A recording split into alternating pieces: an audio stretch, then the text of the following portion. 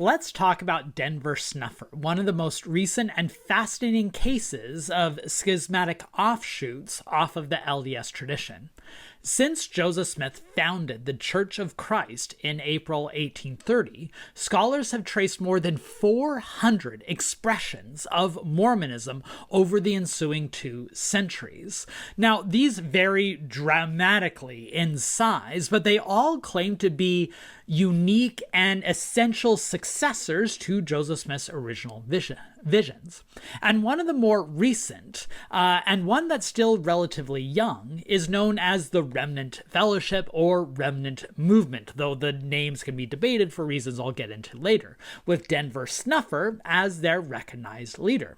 It's been a slow developing and not always systematic movement. It's very populous and democratized, meaning it's hard to define the organization's parameters. In fact, organization is probably not even the best word to use. It's also difficult, therefore, to even determine numbers, though some estimates place as many as 10,000 believers, mostly in the Mountain West, though with fellowships internationally. Now, Denver Snuffer himself is a fascinating figure. He came to celebrity with a very popular book. He was excommunicated for refusing to withdraw its claims, as well as for his critiques of the modern institution, and he has evolved substantially on several key issues. He's also a fascinating case study to understand the broader Mormon schismatic dimension and these notions of dissent within the Mormon tradition. He often defies traditional categories of conservative or progressive. So in this video, I'm going to provide some basic background to the different types of Mormon schisms so we can understand where Snuffer fits in. Then I'll talk about Snuffer and the Remnant Movement, the early arguments, the key moments, as well as the notions of belief. And then I'll evaluate how the movement has evolved, and most importantly, what we can learn from this movement in order to understand both the Mormon tradition as well as American religion and religious imagination. That's a lot to cover, so let's dig in.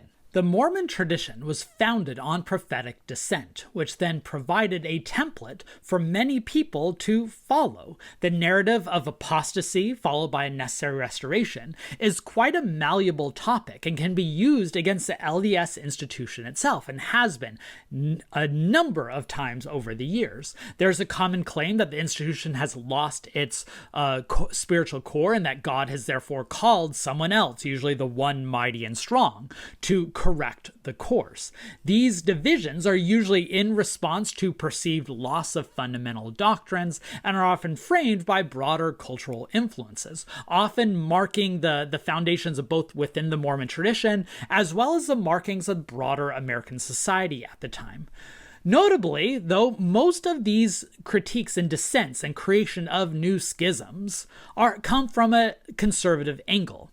Liberals are more prone to just leave religion entirely or join a mainline Protestant tradition, whereas conservatives often desire an institution that centralizes authority as a response to perceived chaos, rooted in a charisma that they believe the institution has lost as it's become too bureaucratic. Conservative in the sense of trying to conserve something that has been lost to make the religion great again, to play on a modern political parlance.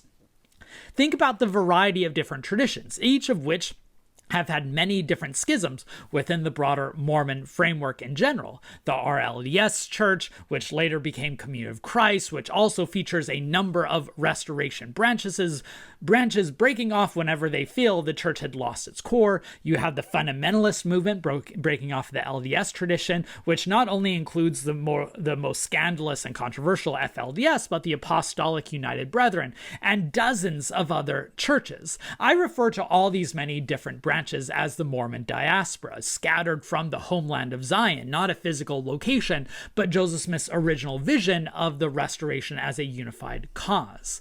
Now, These Mormon materials of prophetic dissent, denouncing an apostasy and calling for restoration, are always available for anyone new to craft their own message. And we've seen countless examples, especially from the conservative angle, in recent decades who believe the church has become too corporate and has become too assimilated, has given in on too many cultural issues, and therefore needs to be restored to its original foundations. And that's where Denver Snuffer fits in, because you can see many of these broader elements that I've outlined at play with the Remnant Movement. Now, before I dig into Snuffer, I want to give a few preliminary remarks. First, as a scholar, I'm not here to either defend or debunk Snuffer's claims. And more, I have no reason to doubt that the thousands of people who are part of this movement are devout and sincere. And from a scholar's perspective, their claims on Mormonism are just as legitimate as any of the denominations that spring from Joseph Smith's faith, including the mainstream LDS Church. My job is to analyze and contextualize. But this is even more difficult in this remnant case because of their decentralized version of faith makes it difficult to define the parameters. So I will be very grateful for any corrections and suggestions that you might make in the comments. All right, that's a lot of throat clearing. Let's move on. Before moving on too far, I'm sorry, but I need to do the typical house cleaning. If you enjoy this type of nerdy content, please make sure you are subscribed to this channel. I do deep dives on topics every Monday. I connect the past to the present on Wednesdays, and I pull back the curtains on the historian's craft every Friday, talking about new books, historiographical arguments, digging into the sources behind those sources, even interviewing new authors so that you can have the tools to make your own historical analysis. And if you want to give back to this channel, and I'm very grateful for the many of you who have made this channel function, you can become a member, where for a very nominal fee, you can get early access to the videos, you get little icons next to your names, and most importantly, you'll sleep better at night knowing that you are supporting public scholarship. I also recommend subscribing to my free kit newsletter, which I send out every other week or so with links and videos and updates and announcements, as well as my social media channels, especially my TikTok and Instagram channel that has shorter and supplemental videos, usually filmed while I'm walking around my neighborhood and getting my steps in. All right, that's enough business. Now let's get back to Denver Snuffer. Denver Snuffer was raised in a Baptist family in Idaho. He converted to Mormonism, though, as a young adult in 1973. He then went to BYU's law school, where he got his JD and has been a practicing lawyer in the ensuing decades. He was also devout in his religious convictions, trying to achieve what Joseph Smith promised of seeing the face of God. He claims that Christ visited him for the first time, not the last, the first time, on February 13th, 2003. He can give you an exact date because he keeps these records, especially on his blog, which is going to be a crucial record that I'll get into later. He then gained a large following through these writings, as well as a popular speaker. And he published his first major book in 2006 titled The Second Comforter, Conversing with the Lord Through the Veil, which emphasizes his need for a divine visitation. And you also see this centrality placed on a charismatic spiritual gifts, which is going to be at the core, even if at this early book, he is emphasizing that the LDS Church is God's chosen institution with God's chosen leaders, something that he'll later critique. His major book, his contribution to the new Mormon Diaspora, comes out in 2011, titled Passing the Heavenly Gift. It is a revisionist history of the LDS Church. And in fact, history might not be the right word. He is quite critical of secular and institutional histories. He would probably denounce my type of approach to history here. He says that the past must be understood through the Spirit and revelation and inspiration to gain these spiritual kernels. You can see this broader conspirituality notion of finding these buried notions of truth in the past that you can piece together in the modern world, this broader context I'll be touching on more later. And his narrative in Passing the Heavenly Gift fits a declension narrative that is very common in LDS schismatic literature, noting that there was a period in which the church had its true calling and full authority. There were some decisions or personalities or something happened that then lost that in Snuffer's words, the heavenly gift. And indeed, by the time Joseph Smith had made it to Nauvoo, he argues the church had lost the fullness of that authority. Here's a quote from the book. By 1841, the fullness of the priesthood had been suspended or lost from Joseph Smith. He was no longer authorized to use that fullness on behalf of the church. The details of how it was taken have not been preserved. One of the pieces of evidence he gives is that because the saints were not able to complete the Nauvoo temple in a timely manner, which the prophecy, the revelations, had said was necessary, that showed that they were out of God's favor. He outlines then 4 major phases of the church, the first one ending at Joseph Smith's death, and it's this declension narrative of each generation becoming further and further distance from that spiritual core. The church had done too much to gain societal approval, had conceded too much to cultural norms. He also critiqued the church for becoming too much bureaucratic and corporatized, that miracles and revelations have ceased, but lawyers and businessmen have come to prominence. In short, the church, he argued in this 2011 book, still had an important place in God's view, but it no longer had the fullness of that gospel. And that fullness could only be restored through the remnant, the smaller group of those who were seeking to restore divine truth, the heavenly gift of God's elect. That's the book that really placed Denver Snuffer on the Mormon map. It's also the book that got him in trouble.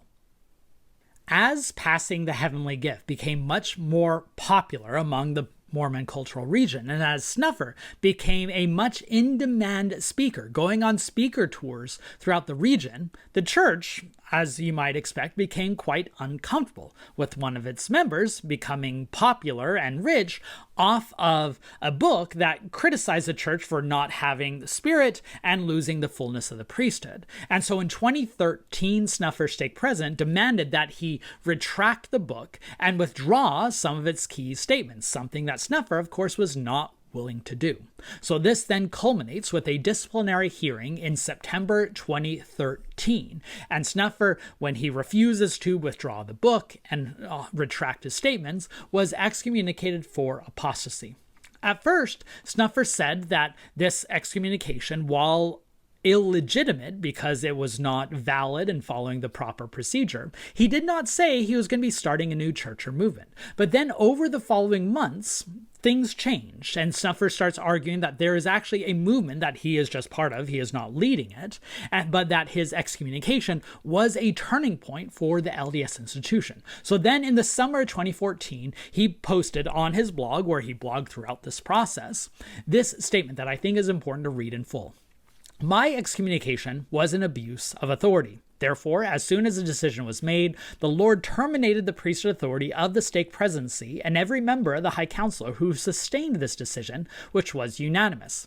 Last conference, April 2014, the entire First Presidency, the 12, the 70, and all other general authorities and auxiliaries voted to sustain those who have abused their authority in casting me out of the church. At that moment, the Lord ended all claims of the Church of Jesus Christ of Latter-day Saints to claim it is led by the priesthood. They have not practiced what he requires. The Lord has brought about his purposes. This has been in his heart all along. He has chosen to use small means to accomplish it, but he always uses the smallest of means to fulfill his purposes. And from that point on, there is then an organized movement. Though again, the term organized is an awkward word due to their insistence on local democratized participation, wanting to avoid becoming the type of soulless corporation that the LDS Church they claimed had become. And there is an emphasis on personal revelation and common consent. And that's when the movement starts growing in this very interesting way. So now I'll lay out some of the key elements of the Remnant Movement, though again I'll emphasize the difficulty in defining parameters given the democratized nature that differ from fellowship to fellowship. They use fellowship rather than congregation. Snuffer himself emphasized that these two fellowships, if you look at two fellowships among the over 40 they claim are in existence, they're never going to fully match. So let's start with Snuffer's position himself. He insists he's not a prophet or a leader. He is not sustained in any particular role, but he's merely a teacher. But his followers certainly see him as a revelator, at one point sustaining and canonizing his revelatory works, seeing him as a prophet-like figure, though interestingly one who rejects the prophet labor. label. Now, membership is quite interesting. As I mentioned earlier, Snuffer insisted that they were not going to be a formalized movement, but this, like other things, starts changing over the few years. And in 2016, he validates baptisms being done as part of this new movement, notably saying that baptisms of the LDS Church are no longer valid, which then is going to require rebaptisms of those who come from the LDS Church. Here's another key quote that I think is worth sharing in full. I have since come to understand that the form of baptism in the LDS Church has been changed and no longer conforms to the doctrine of Christ. In the intervening years, I have come to see that the baptism now offered by you, this people, appears to be the only one offered on earth that meets the requirements of what I was shown by the Lord years ago. For this reason, it is important for us to baptize as many as will accept the doctrine of Christ. Importantly here, one difference from the LDS practice of baptism is that the baptism's validity is determined upon the faith of the member rather than the authority of the person performing the ritual, which kind of fits into this broader non-denominational Christian push that you're seeing in America, but I'll get to those trends in a bit. Most of these people, as part of the Remnant Movement, are organized in local fellowships and communities. Each of these fellowships can offer differently, though Snuffer circulates among them and supervises them, and they often gather together in larger conferences once or twice a year. This decentralization therefore means it's difficult to trace how broad and popular the movement is. Some estimates place them between 5,000 and 10,000. If you go to their website and you locate where you can attend one of these fellowships, they're found in over 20 states in the United States, and they claim, Denver Snuffer claimed in an interview in 2021, that they had over 40 total fellowships found across the globe. Now, perhaps the best textual example of the problems of defining the parameters of the movement is you can't even settle on a name. Some are called the Remnant Movement, the Remnant Fellowship. Others just insist on being called the Followers of Christ. But even a name reflects kind of an institutional corrosion that they are trying to avoid. Perhaps one of the most interesting elements of the Remnant Movement is their approach to Scripture. So let me lay out what they see as their scriptural canon. Now, they do still believe in the Book of Mormon. In fact, they try to return the Book of Mormon back to its more pure text, closer to dictation. They try to remove some of the editorial changes and present how they believe God had wanted, which they decide through a deliberative process rather than someone like Denver Snuffer just saying, "Thus saith the Lord, this is the revelation should be." And this collaborative nature of producing scripture is quite unique, though not exceptional, in the Mormon tradition, and something I'll talk about more. They then take that purified version of the Book of Mormon, bundle it together with the New Testament, and call it the New Testaments, which is read alongside the Old Testaments, which is the Old Testament of the Bible, along with Joseph Smith's new translation of Moses. And I think it's notable that their biblical texts are based on the Joseph Smith translation.